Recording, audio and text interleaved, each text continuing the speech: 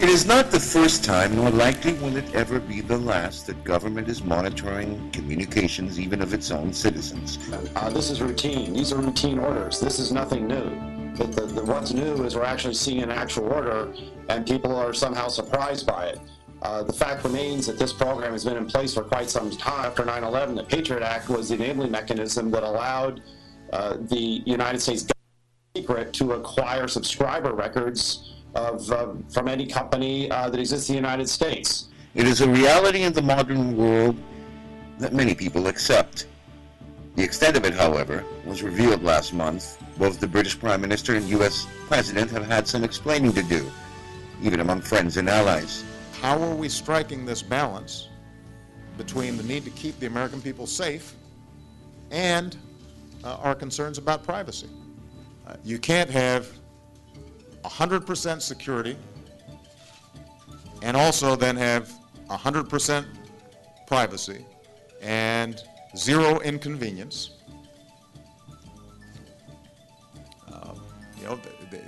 We're going to have to make some choices. The National Security Agency and Britain's MI5 and MI6 say their government was making the right trade-offs, balancing their citizens' privacy rights with their national security prerogatives. But this covers UK and US nationals and persons, not those in other countries. When the American people find out how their government has secretly interpreted the Patriot Act, they are going to be and they are going to be angry. Our constituents, of course, are totally in the dark.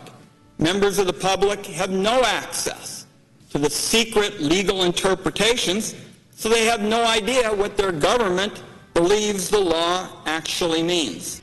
Now there's reports of tens of thousands of requests from Google, Yahoo, Facebook, and Microsoft code information from cell phone makers like Apple talking about data being requested. It reveals a wide-ranging network capable of tracking, monitoring, and whistleblowers say reading and listening in on almost every digital device. The expose was brought out by a former U.S. National Security Agency employee and others. The employee is now in self-exile and, of all places, a country accused of being the world's global hacking capital, China. Edward Snowden is currently under investigation to see if he was the source of leaks published in the UK Guardian newspaper. Leaks that are a crime under the law since he was a government employee at the time. To a large extent, the justification has been the global war on terrorism, Al-Qaeda and other like groups. But media statements by leaders that war was over. The Afghan war is coming to an end. Core Al-Qaeda is a shell of its former self. Clearly, the Obama administration has a lot of explaining to do, both at home and abroad.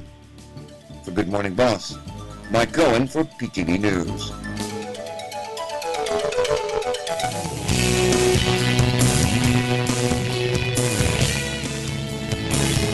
This program is brought to you by Dome Aesthetic, The Skin Clinic, and Hair Restoration Center.